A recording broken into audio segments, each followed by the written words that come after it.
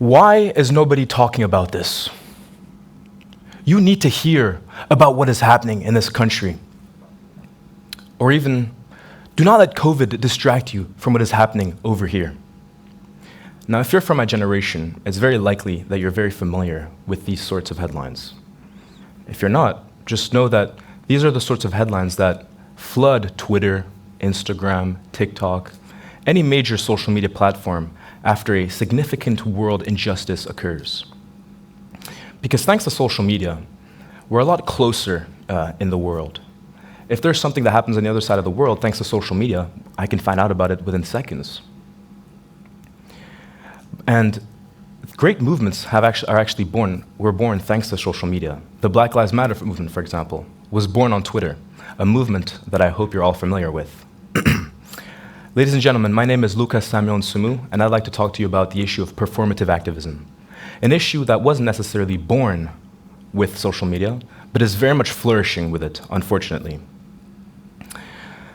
So, the 25th of May, 2020, almost 2 years ago from today, George Floyd, an African-American man from Minneapolis, Minnesota, was murdered by the police, the same police that was meant to protect him and his community. And may he rest in peace, first of all. What followed during the summer of 2020 were protests all over the United States, all over the world, with people protesting because they were not happy anymore, seeing this gross abuse of power by the police.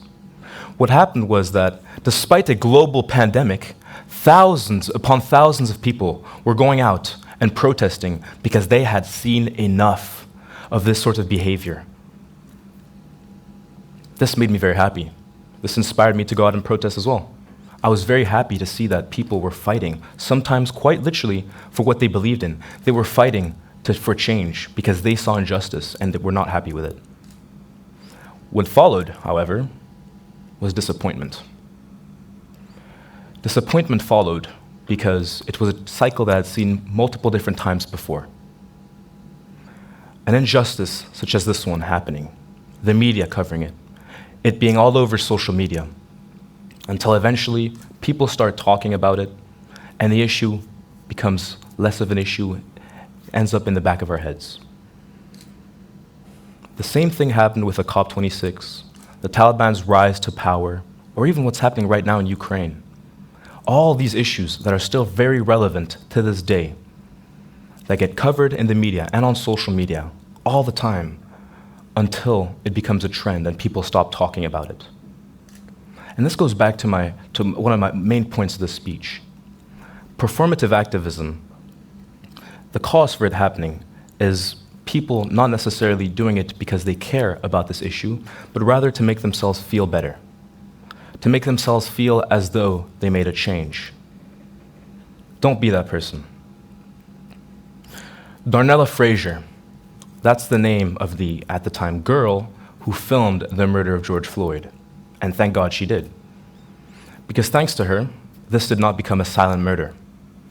Thanks to her, the entire world was in outrage, seeing what was happening.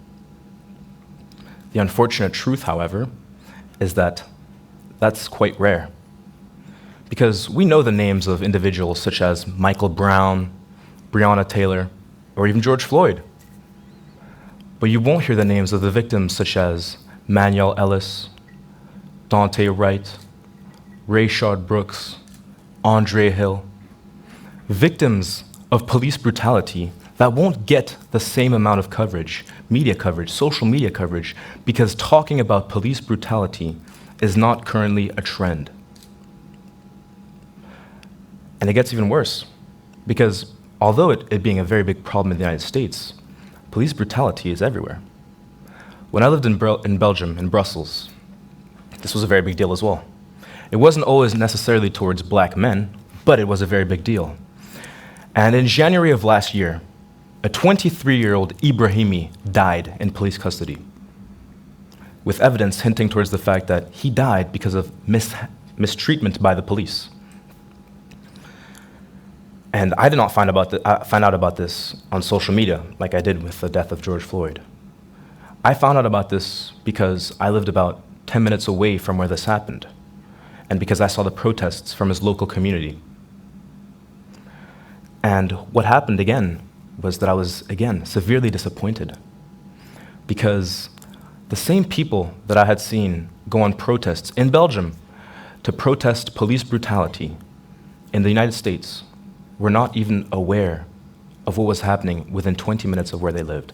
Let me repeat this to you.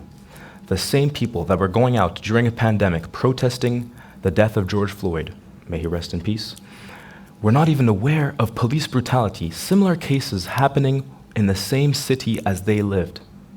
That's not normal to me, and that's a disgusting case of performative activism, because it showed me that these people don't necessarily care about the issue of police brutality, but rather for them it's more about making themselves feel better.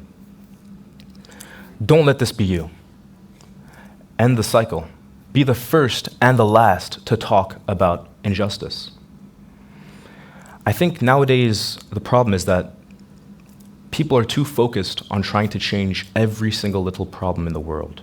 And thanks to social media, we get to see all the world issues that happen every single day. And I think that's one of the main causes for this form of performative activism. But when looking at this form of performative activism, although it might seem like a very complex issue to solve, believe me when I tell you it's not. Because when looking at the very root of this form of performative activism, you'll notice two causes. First of all, the lack of follow-up on these cases. And second of all, the lack of focus on trying to find a solution for the actual cause in question. Now, what is the solution? As I said, I don't believe it's very difficult to find out what the solution is. Don't let it happen. If you see injustice, be the first and the last to talk about it. Talk to your parents about it. Talk to your friends about it, to your peers. Organize a protest, hold a speech, vote. Whatever you think it is that you can do to change this injustice and stop it from happening ever again, do it. And don't stop until it's not a problem anymore.